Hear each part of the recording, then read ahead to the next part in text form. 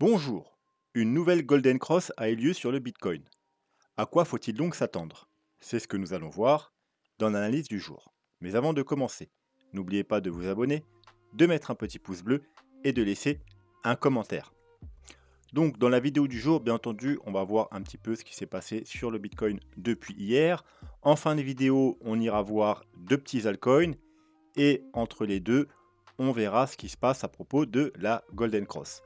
Donc sans perdre plus de temps, on va se diriger vers la cryptomap du jour, qui est plutôt mitigée. On peut voir quand même un peu plus de rouge que de vert, mais il n'y a rien d'extravagant. C'est du plus 2, plus 5 ou du moins 2, moins 5%. Voilà, il n'y a rien qui se démarque ni dans le négatif ni dans le positif. Donc on va pouvoir passer au CryptoFear. Le CryptoFear qui diminue encore un petit peu. Il était à 68 hier, il est à 66. Donc rien à rajouter depuis les dernières vidéos. Le dollar, petit rebond sur le dollar, mais on est toujours en train de travailler la zone de rechargement de short. Donc on va pas non plus s'attarder beaucoup plus sur le dollar. Juste une question est à se poser. Et là, c'est bien parce que on va pouvoir annuler. Alors, vous savez qu'il y a plusieurs scénarios possibles, hein. Soit, alors, on a une chute et là, on a un mouvement potentiellement correctif. Donc la correction elle peut se faire. Soit là c'est un mouvement et la correction sera finie. Potentiellement, vous voyez si on regarde le RSI, une A, une B, une C ou W, X, Y, peu importe. Donc un mouvement en 3 temps, 1, 2, 3. Et là, potentiellement terminé. Et donc si c'est le cas, bon, ça va être très bullish puisque ensuite on va chuter. Et donc ce sera bullish que ce soit pour les marchés traditionnels ou pour les cryptos. Deuxième possibilité, on a un mouvement correctif, mais ce mouvement-là, c'est juste une première partie. Donc une A potentiellement en train de faire une B, ou peut-être même ce mouvement n'est pas fini. Ensuite, on va avoir une correction et un deuxième mouvement. Donc là, ce sera plutôt bearish dans les mois qui viennent, mais ensuite, ça reviendra bullish quand on redescendra. Et dernière possibilité, bien entendu, cette tendance baissière est terminée. On a trouvé un bottom et on va aller beaucoup plus haut dans les mois, voire les années qui viennent. Et là, malheureusement, ce sera plutôt bearish pour l'ensemble des cryptos. Voilà, un petit récap en gros des scénarios. Donc ce qui se passe là, l'avantage c'est que si on casse ce niveau-là, et bien du coup, le scénario 1, et là on va corriger, bah, ça sera annulé, comme ça, ça fera déjà un scénario en moins et on pourra y voir un peu plus clair. Donc ce mouvement-là, 1, 2, 3, donc soit c'est, comme je vous ai dit, un mouvement correctif, ou alors potentiellement 1, 2, 3, 4. Donc là on est une vague 4, d'ailleurs une vague 4 que potentiellement terminée en 1, 2, 3. Et là on va avoir une vague 5 qui devra faire une divergence par rapport à ici. Donc là, faire un plus haut, puisque c'est une vague 5, pourquoi pas aller rechercher la zone de rechargement de short, et avoir une divergence. Et ensuite, on aura une correction.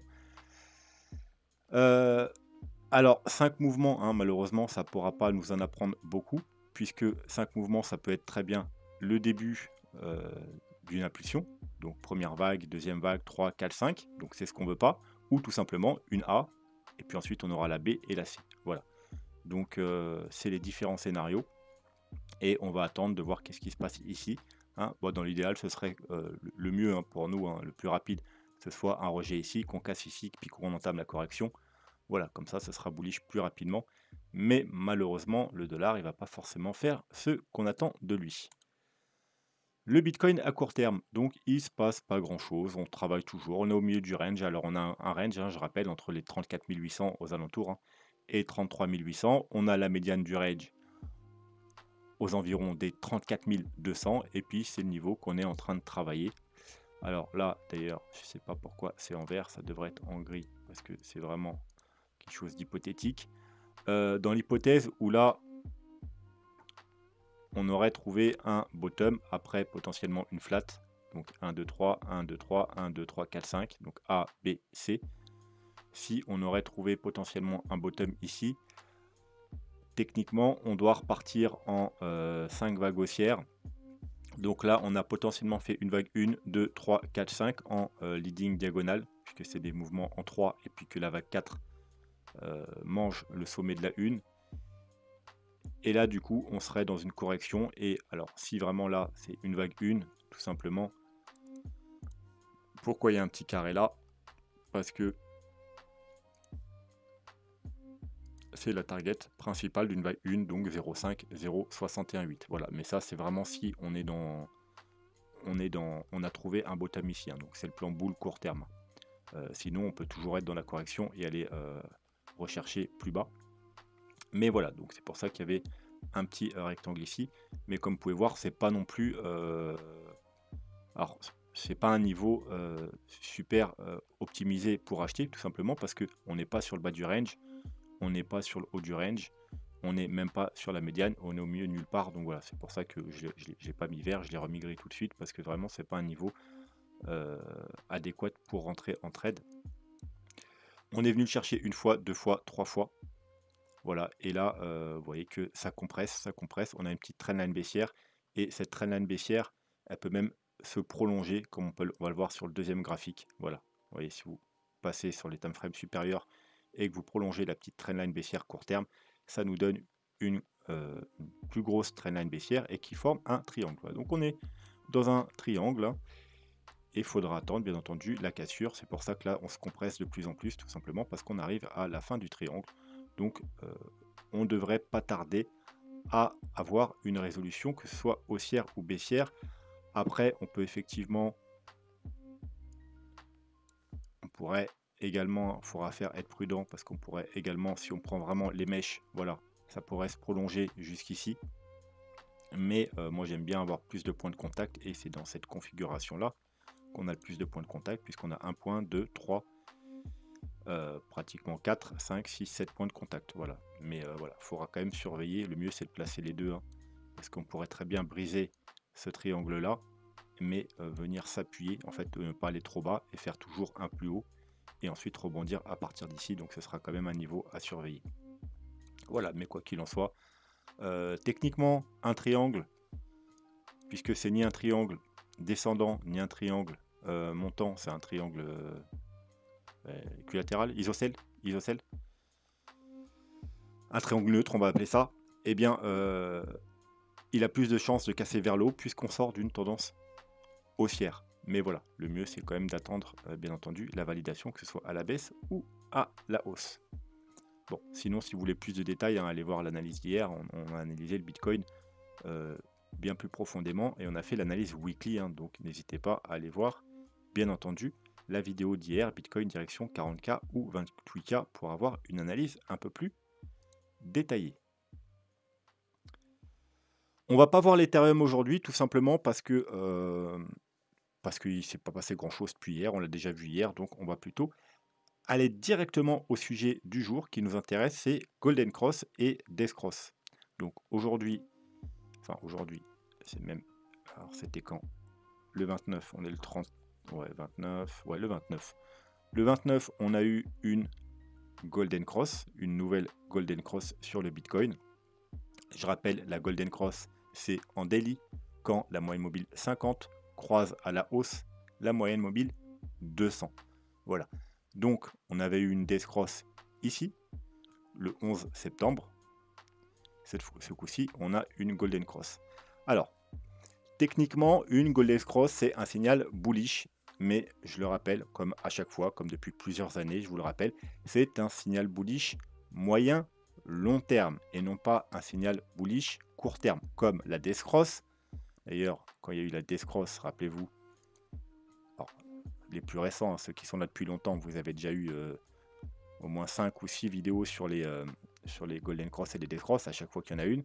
Voilà, il y a un mois, Death Cross, mytho-réalité. Et dans cette vidéo, je rappelais encore une fois, bien entendu, que une Death Cross n'est pas un signal bearish court terme. Au contraire, c'est un signal, la plupart du temps, donc 80-90% du temps, c'est un signal bullish court terme. Puisque en général, sur une Death Cross, on est sur un bottom et on a un rebond. Et pareil, sur une Golden Cross, on est sur un top et on a une chute. Donc 80% du temps, 90% du temps, quand on a une Golden Cross, on est sur un top et on a une correction.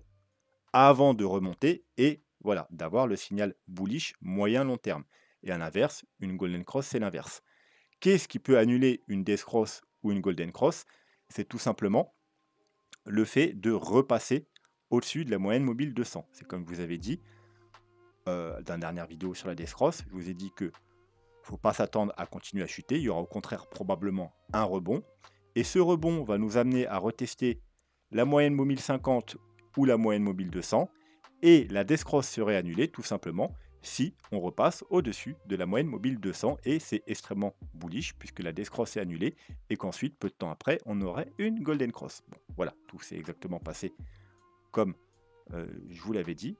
On est venu tester la moyenne mobile 200.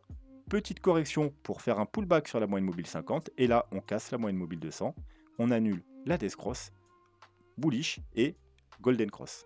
Alors, on avait eu, rappelez-vous, la death cross ici. Regardez là ce qu'on est venu faire. On est venu faire un pullback sur la moyenne mobile 200, mais on ne l'a pas passé. On est venu, et là, la moyenne mobile 50, on n'a pas tenu. Hop, pullback, voilà. Bearish, validation de la death cross. Et là, ça part à la baisse. Donc là, c'est une death cross validée. Là, on a eu la première golden cross.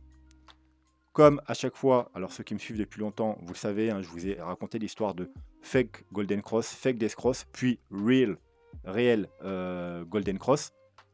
C'est ce qui se passe à pratiquement chaque bull run, parce qu'à chaque fois, on a une correction et une consolidation. Et on a toujours une première golden cross, une death cross, et ensuite, j'appelle ça la vraie golden cross, parce que c'est celle qui ensuite enclenche une forte tendance haussière. Alors l'exception faite, c'est un peu ici, parce qu'on a eu vraiment une très longue période de consolidation, et également le Covid, ce qui veut qu'on a eu un tour supplémentaire. On a eu la première golden cross, fake death cross, la nouvelle golden cross, et normalement là on aurait dû partir. Vous voyez, là on aurait dû, ça aurait dû être la vraie golden cross et on aurait dû partir. Mais on a eu le Covid, donc on a eu une petite death cross et dernière golden cross et on est parti. Mais comme vous pouvez voir, death cross, on était sur un bottom et on a eu à court terme un gros rebond. Même si après on a eu la chute, au départ on a eu un gros rebond. Et la golden cross, on était sur un top et on a eu une correction. Même si après on a monté, au départ, à court terme, on a eu bien entendu la chute. Pareil ici, death cross, on n'est pas monté. Au contraire, on a eu une chute. On est venu faire quoi? Tester la moyenne mobile 200, rejet. La moyenne mobile 50 n'a pas tenu. Hop, on est venu faire un pullback, rejet. Voilà, tendance baissière. Death cross validé. En 2015, c'était plus propre, hein, vu qu'on n'a pas eu l'échec. On a eu première golden cross sur un top, correction, golden cross, death cross, excusez-moi, sur un bottom. Et on a pu monter, puisqu'on est venu casser la 50, casser la 200. On n'est pas revenu, vous voyez, elle n'a pas fait résistance. On a passé la moyenne mobile 200. On annule la golden cross, puisque, comme je vous l'avais expliqué, c'est la fake golden cross. Hein. La première golden cross, la fake death cross, puisqu'on l'annule. Et ensuite, eh bien, le bull run, il démarre. Voilà. Donc, théoriquement, on est censé être dans ce cas de figure. Ça veut dire première golden cross, fake death cross et deuxième golden cross qui annonce une forte tendance haussière. Bien entendu, encore une fois, ce sera annulé si on repasse sous la moyenne mobile 200. Donc, la moyenne mobile 200 se trouve où? Bien évidemment, elle se trouve aux alentours des 28 000 $, le gros niveau qu'il faut surtout pas casser. Et encore une fois, d'ailleurs ça j'aurais pu vous le donner hier, hein, ça complète l'analyse d'hier, seulement elle était déjà assez longue la vidéo, et je voulais en consacrer une vidéo spéciale.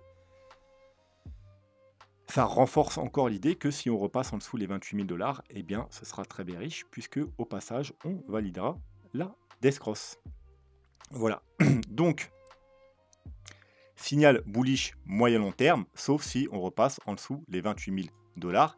Et par contre à court terme, théoriquement, eh bien faut pas s'attendre à monter tout de suite. Alors bien sûr des fois ça arrive, mais la plupart du temps non. Comme vous pouvez voir ici, vous voyez, on était sur un top et pour l'instant on n'a pas, elle a eu lieu il y a 2 jours, hein, et pour l'instant, eh bien, on corrige, hein. Les 2 derniers jours, on a des bougies rouges. Voilà, donc pour l'instant, ça se passe comme prévu.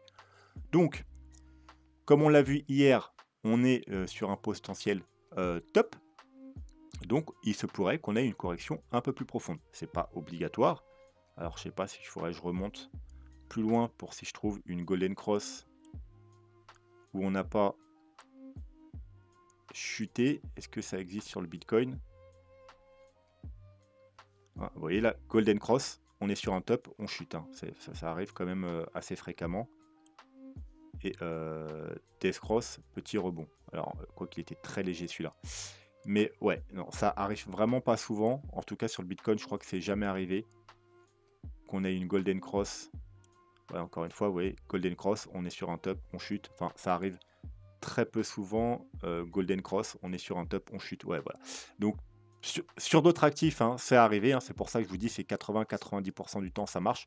Sur le Bitcoin, c'est jamais arrivé, hein. À chaque fois qu'on a eu une golden cross ou une death cross, à court terme, on a eu le mouvement inverse. Donc, faut être prudent sur du court terme. On pourrait avoir du coup une correction un peu plus profonde.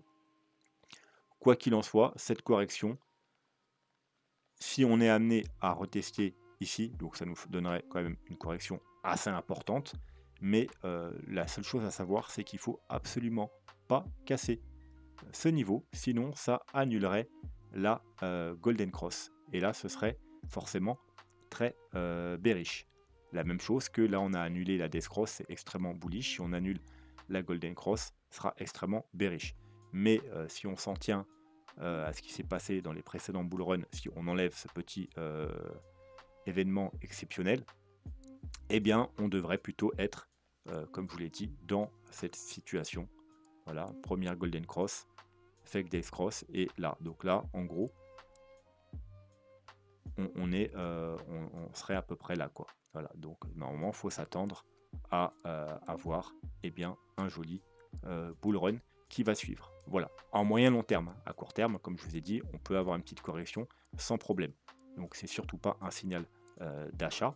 La Golden Cross à elle toute seule, bien entendu, si vous avez d'autres indicateurs qui vous indiquent que vous pouvez acheter, ou par exemple, si vous voulez jouer un pattern comme ça, pourquoi pas. Mais en tout cas, à elle seule, la Golden Cross, c'est surtout pas un signal d'achat court terme. Moyen long terme, oui. Court terme, non. Donc, si vous achetez, sachez que avant de monter, on pourrait chuter. Voilà. Donc, on va pas en rajouter plus, hein. Si vous allez fouiller sur la chaîne, il y a au moins plein de vidéos sur les Golden Cross et les Death Cross où on en parle un peu plus. Mais voilà, je vous ai dit le principal, comme à chaque fois, c'est des signaux très bullish et très bearish lorsqu'ils sont respectés, mais à court terme, souvent c'est l'inverse, donc il faut être très prudent et ne surtout pas prendre ça comme un signal d'achat court terme. Première altcoin du jour. On me l'a demandé, alors on l'a même pas demandé en commentaire, on me l'a demandé sur Twitter. Donc apparemment c'est quelqu'un qui fait du DCA sur Casper depuis 1 an et il me demande qu'est-ce qui va se passer. Donc on l'a déjà analysé il n'y a pas si longtemps que ça, en plus il me semble Casper. Qu'est-ce qu'on a? On a tout simplement une trendline baissière, hein, qui dure depuis le mois de juin 2021 avec là trois touches ici, une touche ici, une touche ici. Et en bas on a un support ici, ici, ici, ici et ici qui a été cassé, pullback, on est rejeté. Voilà. Donc là on est en train de faire un pullback dessus. Donc bien évidemment, si on est rejeté, eh bien, surtout si on casse ce niveau-là, ce sera bearish parce qu'on validera la cassure de ce niveau. Si on réintègre, c'est très bullish et il y aura moyen, surtout qu'on vient de casser une petite trendline, mais c'est pas suffisant, hein. Voilà, on a cassé une trendline court terme, mais on arrive sur du coup une résistance. Vous voyez, donc il y a non seulement la résistance de la trendline, mais il y a également la résistance horizontale par rapport, vous voyez, à ce niveau-là. Voilà, donc ça nous fait une double résistance. Hop là, mettre un peu mieux. Voilà, on a la résistance de ce niveau-là. Donc si on recasse ici, eh bien c'est plutôt bullish. On ira dans un premier temps rejoindre le haut du triangle, la trendline haute, la borne haute du triangle. Et bien sûr, si on casse, eh bien là, il faudra s'attendre à que le mouvement haussier continue. Rien de plus à dire, hein, le graphique, il est assez récent, hein. Il n'a pas été lancé au meilleur moment, au mois de mai de 2021, donc le 1er top, du bitcoin. Donc comme tous les altcoins, hein, il a eu, le jour du lancement, il a eu une grosse hausse, mais réintégrée et depuis, on n'a fait, que baisser. Mais vous pouvez voir quand même qu'on consolide depuis le mois de juin 2022. On n'a pas fait de nouveau plus bas, on fait un plus bas, un plus haut et là, même si on a cassé le triangle, on est quand même, vous voyez, sur un plus haut. Voilà, donc d'ailleurs, on pourrait également, hein, si on voulait, alors voilà, moi je préfère favoriser le plus de touches possible, mais on pourrait placer le triangle, vous voyez, comme ça. Si vous voyez mieux, pour voir mieux les plus hauts. Et du coup, là, vous voyez, on n'a pas cassé le triangle. On peut le voir comme ça également. Et donc là, d'ailleurs, c'était du coup un bon moment pour tenter un achat. Ou là, sur la confirmation, après avoir être venu rechercher le support, ici, petite confirmation, vous pouvez faire un achat également. Voilà. Mais voilà, le plus prudent, surtout si c'est pour du long terme, c'est d'attendre qu'on casse, hein, cette fameuse trendline, donc le triangle, tout simplement. Et si on recasse ce niveau, comme je vous ai dit, non seulement c'est bearish parce qu'on aura fait sur le précédent triangle un pullback et rejet, mais en plus, eh bien, on viendra casser le deuxième triangle, donc le plus, on va dire entre guillemets bullish, et voilà, il faudra s'attendre à une nouvelle jambe baissière sur Casper. Voilà, donc hop, alors comme on peut voir, Casper, hop, on chute et là, on chute et là on consolide depuis un certain temps. Mais si on passe sur le market cap, c'est une toute autre histoire. Sur le market cap, il est haussier. Ça veut dire quoi? Ça veut dire tout simplement qu'il y a énormément de jetons qui ont été émis depuis la création de Casper. Et c'est ça qui fait que le prix ne fait que chuter et qu'il n'arrive pas à faire de plus haut. Mais malgré tout, il est assez fort puisque il ne fait pas de plus bas. Oui, malgré que là, depuis le mois de juin, on n'a fait aucun plus bas, alors qu'il y a beaucoup, mois de juin ici, vous voyez, là, on fait que des plus hauts. Ça veut dire qu'il y a eu beaucoup de tokens qui sont arrivés, mais malgré ça, eh bien, malgré tout l'afflux de liquidités qui arrive, il tient plutôt bien la route. Donc, il est assez fort. Donc, la tokenomique est bien entendu dégueulasse. Pour les premiers investisseurs. Pour ceux qui voudraient investir maintenant, c'est une très bonne opportunité parce que comme on va le voir, alors il n'y a pas l'offre max, mais je pense que l'offre max est égale à l'offre totale. Hein. Je pense, hein, il me semble. Quand il n'y a pas en général, soit c'est infini, ça veut dire que là, il y aura tout le temps des tokens qui vont être délivrés. Mais là, je pense que l'offre max est égale à l'offre totale. Et vous voyez que l'offre totale, c'est 12 milliards et 12,12 et l'offre en circulation c'est 11,43. Donc on doit être aux alentours, hein, j'ai pas fait le calcul, mais des 90%. Donc ce qui veut dire à peine en 2 ans, un tout petit peu plus de 2 ans, on a déjà 90% des tokens qui ont été émis. Donc voilà, c'est pas une bonne tokenomique pour, bien entendu, les premiers qui sont rentrés sur Casper, mais pour ceux qui veulent investir maintenant, eh bien, c'est le top, puisque du coup, il n'y a plus que 10% qui restent à être émis. Et malgré tous les jetons qui ont été émis, eh bien, il a réussi à tenir le support. Il a réussi même à faire à chaque fois des bas plus bas. Maintenant qu'il n'y a plus de tokens qui vont arriver, enfin il n'y a que 10%, donc voilà, c'est que dalle, eh bien, il y aura beaucoup moins de pression vendeuse et du coup, ça risque de décoller. Bien entendu, il faut aller voir le fondamental, mais en général, les graphiques reflètent le fondamental. Si le projet il était pourri, ça aurait, avec le nombre avec 90% de tokens émis en 2 ans, ça n'aurait pas du tout été ce graphique-là. Ça aurait été un graphique où ça chute, ça chute, ça chute, comme ICP par exemple, ou d'autres jetons comme ça, qui font que chuter, que chuter, que chuter, à force qu'on émette des tokens. Lui, il a tenu, donc il est quand même relativement fort. Ça dénote que le projet, il est en tout cas soutenu, voilà, par une communauté qui l'intéresse des gens, puisque malgré tous les tokens qui arrivent, au fur et à mesure que les tokens arrivent sur le marché, ils sont rachetés, ils sont rachetés, ils sont rachetés. La pression vendeuse n'est pas suffisante à faire craquer Casper. Donc, je dirais que c'est un projet intéressant et que voilà, on arrive justement dans une période intéressante pour acheter puisque voilà, il n'y a plus de tokens qui vont être délivrés. Bien entendu, il faut attendre les confirmations graphiques. Ensuite, deuxième altcoin qui aurait pu figurer potentiellement dans les crypto pépites du week-end. Si je ne l'ai pas mis, c'est juste parce qu'il y a deux, trois petits trucs qui font que je ne le mets pas dans les crypto pépites, mais c'est une demi-pépite. Voilà, on me l'a proposé justement sous la vidéo des crypto pépites, me disant tiens, j'ai une pépite, mais voilà, je ne le mets pas dans les pépites, mais ça aurait pu. Déjà parce que Stargate, je suis fan, donc à partir de là, tout va bien.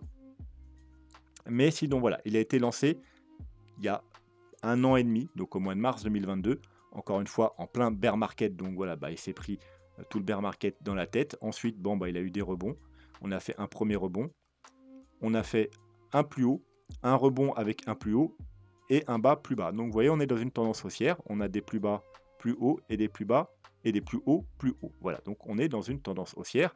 Là, on avait une trendline qu'on a cassée. Là, on a une trendline. Il faudrait s'attendre, si on casse la trendline, à un mouvement comme ça. Donc on a un gros support ici. Tant que ce support tient et qu'on ne casse pas ici, c'est bullish puisqu'on est dans une tendance haussière. Donc on est dans une tendance haussière. Et en plus, on est quand même très proche du bottom, hein, donc on est sur des niveaux intéressants d'achat pour acheter. Donc niveau d'achat intéressant, puisque là on a une correction quand même assez puissante. Donc le prix il est relativement intéressant. Et en plus l'actif il est bullish. Voilà. En plus il a été, comme je vous ai dit, émis en plein bear market. Ça veut dire qu'il n'a pas encore connu de bull run. Donc bien évidemment, signal d'achat. Ouais, que là, il y a un niveau important, le dernier bottom, avec ici, vous voyez, qui a fait support, support, puis résistance, de nouveau résistance. Voilà, si on casse la trendline et puis qu'on valide en cassant ce niveau, donc les 53 centimes, eh bien, effectivement, c'est un signal d'achat. Bah, à l'inverse, hein, si on est rejeté et on casse ici, eh bien, il faudra s'attendre, malheureusement, à aller faire une jambe baissière et il faudra plutôt rester loin de cet actif puisque on annulera la tendance haussière si on fait un plus bas que ce plus bas. Ça veut dire si on casse les 33 centimes. Alors, Stargate, il est 267. Il est disponible sur énormément de plateformes. Donc ça, c'est bien, ça veut dire que le projet est, on s'en occupe, voilà, il n'est pas laissé à l'abandon. Ça veut dire qu'ils ont dépensé de l'argent pour pouvoir le lister sur toutes ces plateformes. Et il est sur toutes les plus grosses plateformes. Il est sur Binance, sur KuCoin, sur Kraken, sur Bitfinex. Et vous voyez qu'il y a 12 pages. Ça veut dire qu'il voilà, il est sur énormément de plateformes. Donc ça, c'est plutôt positif. C'est-à-dire que c'est un projet qui n'est pas laissé à l'abandon, qu'ils y mettent les moyens, contrairement à Casper, ça c'est un peu... Alors c'est négatif et positif en même temps. Comme voir, Casper, il est sur KuCoin, ok, sur Gate.io, ok, sur HTX, mais il n'est pas sur Kraken, il n'est pas sur Coinbase, il n'est pas sur Binance. Donc en gros, toutes les plateformes, entre guillemets, les plus chères pour pouvoir... il n'est pas dessus. Ils avaient dit à un certain moment qu'ils le mettraient, qu'ils allaient le lister sur Binance, ça n'a pas été fait. Donc ça peut être un petit signe négatif, mais en même temps, si jamais eh bien, il se bouge le cul et que dans l'avenir, il le met justement sur ces plateformes, ça va lui donner plus de visibilité. Et bien entendu, à chaque fois que c'est listé sur une grosse plateforme, on a toujours eh bien, un pump qui s'ensuit. Donc ça peut être vu légèrement négativement pour le moment, mais ça peut être positif pour l'avenir lorsqu'il sera listé, si jamais ça arrive, sur les grosses plateformes. Donc lui, Stargate, il est déjà listé sur toutes les principales plateformes.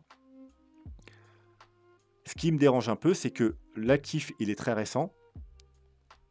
Il est 267 au market cap. Et malheureusement, comme vous pouvez le voir, il n'y a que 20% des tokens en circulation. Donc c'est normal. Mais ce qui m'embête, c'est que pour être... Alors, je précise, hein, pour être une pépite, je pense que par rapport à l'offre en circulation, il est trop haut au market cap. Il a qu'un an, il est 267. Hein. Oh, oui, il y a eu une marge, mais 20%, ce qui veut dire qu'il y a quand même encore 80% des tokenomiques qui doivent sortir. Et pour rentrer sur ce token, pour que ce soit une pépite, il faudrait que ce soit un projet, un très bon projet. Si c'est pas un très bon projet, il est surcoté, il est déjà surévalué. Donc, il sera potentiellement limité dans son évolution. Parce qu'il pourra certes grimper beaucoup au market cap, puisqu'il y a beaucoup de jetons qui vont sortir. Le prix pourra augmenter, mais le prix... En gros, pépite, pour moi, c'est qu'il faut que ça fasse minimum un x20. Vous voyez? C'est entre x20 et x100, une pépite. Le problème, c'est que le market cap peut faire un x20, un x30, peut-être un x50 sans problème, dans les 2 ans à venir, donc dans tout le bull run. Mais, pendant cette période, il y aura probablement 20, 40, 60% des jetons qui vont qui vont arriver. Et on va prendre un au hasard.